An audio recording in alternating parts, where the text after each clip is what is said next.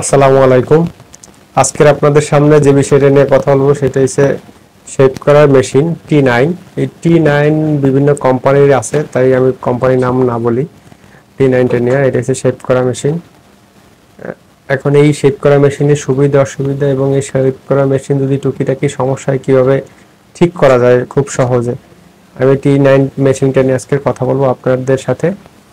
তার আগে আমি প্যাকেটটা খুলছি। আমি বিগত 2 মাস যাবত এটা ব্যবহার করতেছি। এটার মাঝে কি কি আছে আপনাদের একটু দেখাচ্ছি। এটার মাঝে এটা থাকবে, এরপরে আছে এটার ব্যাটারি চার্জ দেওয়ার জন্য একটা চার্জার। এছাড়া এছাড়া আছে এই যে এছাড়া আছে 4 পিস আর কি, 4 পিস বিভিন্ন সাইজের দাড়ি চুল ছোট করার জন্য। এছাড়া আছে যেটা অয়েল, যার মাধ্যমে ওইটা দীর্ঘ সময় ব্যবহারের ফলে এইখানে একটা আওয়াজ করে যখন তেল দিলে আর কি। অয়েলের জন্য একটা কৌটা, অয়েলটা শেষ হয়ে গেলে আপনারা অন্য তেলও ব্যবহার করতে পারেন। এটা এছাড়া আছে কি ব্রাশ আছে, একটা ব্রাশ আছে। এখন আমি আজকে এই দুইটা মেশিন সম্পর্কে আলোচনা করব। তার মধ্যে এই মেশিনটা বলি। এই মেশিনটার মাথাটা দেখেন অনেকখানি ফাঁকা, এখানে আঙ্গুল দিলে দেখা যায় প্রায় 2টা আঙ্গুলের পরে, কিন্তু আর এইটার মাঝে কিন্তু আঙ্গুল তো ভালো একটা কাগজ পরিমাণ ঢুকবে না, একটা কাগজ পরিমাণ ফাঁকা নাই এইখানে, এটা নখ নাই।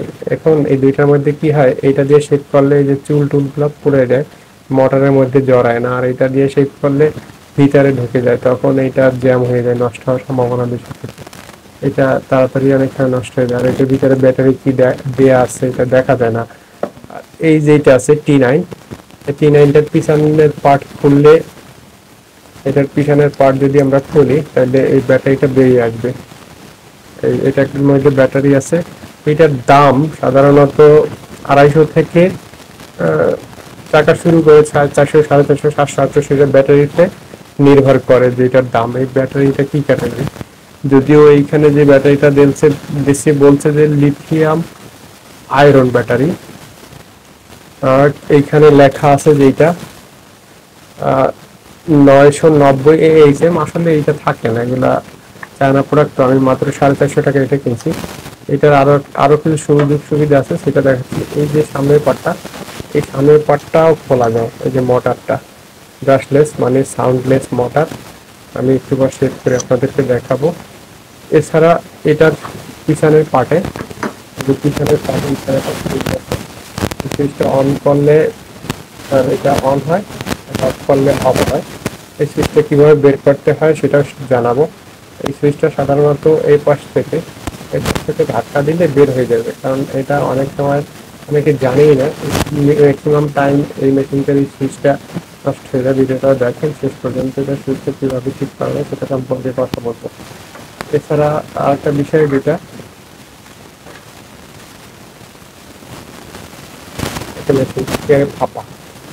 ফাঁপাটা তো আমি দেখাইলাম, এই মাথা থেকে ও মাথা ফাঁপা। এবং এটার যে ব্যাটারিটা সেট করে দিলাম ইনস্ট্যান্ট, এটা কনস্ট্রাক্টর মোটর, এটা আমি সেট করে দিলাম। এরপরে এরপরে এটা স্টার্ট করলে এটা অন অন হয়ে গেল। দেখুন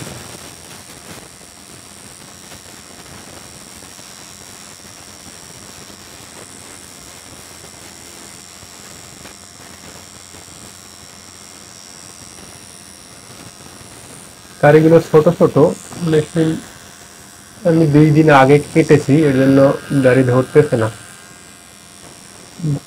আপনারা ক্যামেরায় বুঝবেন কিনা জানি না, কারণ আপনারা যখন দেখবেন এক একজনের মোবাইলের ডাটা স্পিড এক এক রকমের থাকে, তখন এই যে এত ক্ষুদ্র ক্ষুদ্র জিনিসগুলো দেখতে পারেন নাও দেখতে পারেন।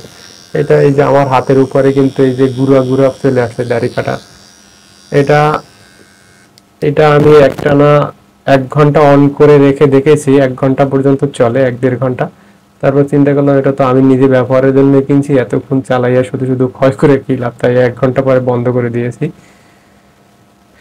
এখন এই মেশিনটা মডেল কি, এক কথা হচ্ছে T9।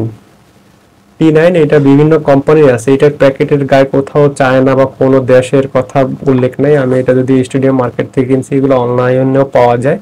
আপনারা যে কোনো জায়গায় থেকে কিনতে পারবেন। এই দুইটার মধ্যে এইগুলা অ্যাভেলেবেল বেশি পাওয়া যায়, কিন্তু এইটার সমস্যা হয়েছে ভিতরে দাড়ি বা চুল টুল ঢুকে জাম হয়ে যায় তাড়াতাড়ি। এর মধ্যে ব্যাটারি কি আছে আপনি ইনস্ট্যান্ট দেখে আনতে পারবেন না। রেগুলার দাম সাধারণত ব্যাটারির কারণেই হয়। আমরা যদি পিছনের পার্টটা খুলে, এটা যদি কখনো নষ্ট হয় তাহলে পিছনের পার্টটা খুলে কিভাবে এই সুইচটা বের করতে পারি, কারণ ম্যাক্সিমাম টাইম এই সুইচটা নষ্ট হয়ে যায়। এইখানে একটা সুইচ আছে, এই সুইচটা নষ্ট হয়ে যায়। এখন অনেকে দেখবে যে ঢালাই, এটা কিভাবে খোলে, খোলার কোনো অপশন নাই। তখন আপনি কিছু একটা দিয়ে এটা যে এইটার পিছন পাশ, এই পাশে সুইচ আর এই পাশে সামনের এইটা দিয়ে এটা লাগে বডিটার সাথে আর্থিং হয়ে সুইচটা হয়। এই পাশে যদি এই যে একটা আমি কলম নিলাম, এটা নিয়ে যদি জোরে আমি ধাক্কা দিই তাহলে এই মাথা থেকে বেরিয়ে আসবে। এই যে জোরে ধাক্কা দিলাম, এই মাথা থেকে বেরিয়ে আসছে। এইটা যে সুইচ, আর এই সুইচটার এইখানে এটার মধ্যে আবার একটা সুইচ আছে, এটার মাঝে আর একটা সুইচ আছে। এই সুইচটা আপনাকে বের করে এনে এটা অনেক সময় চেঞ্জ করতে হয়। যার এইটার কারণে এটার উপরে রাবারটা দেওয়া আছে, চাইলে রাবারটা বের করে আনা যায়। এই রাবারটা বের করে আনলে এপাশ থেকে ওপাশ একেবারে ফাঁপা দেখা যায়। এরপরে এই যে সুইচটা, এইটা যখন অন হয় তখন এই মেশিনটা চলে, আবার যখন অফ হয় মেশিনটা বন্ধ হয়ে যায়।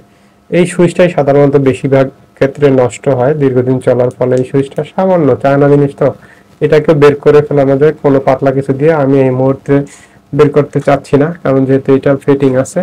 এই যে এইখানে একটি স্টিলের পাতের মতো আছে, এইটার কারণে এই বডিতে যেয়ে লাগে।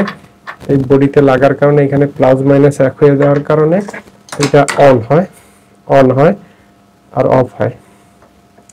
সবাইকে ধন্যবাদ, আপনারা দীর্ঘ সময় ধরে এই স্টিমার বা দাড়ি কাটার মেশিন বা চুল কাটার মেশিন যেটাই বলেন এটার ভিডিও দেখলেন। এটা সম্পর্কে আপনাদের ভিডিওটা কেমন লাগছে সেই সম্পর্কে মতামত দিয়ে এর পাশে থাকবেন আশা করি। আসসালামু আলাইকুম। আর এখনো আমার চ্যানেলটা যারা সাবস্ক্রাইব করেন নাই তারা সাবস্ক্রাইব করবেন, আর অলরেডি যারা সাবস্ক্রাইব করেন তাদেরকে অনেক অনেক ধন্যবাদ।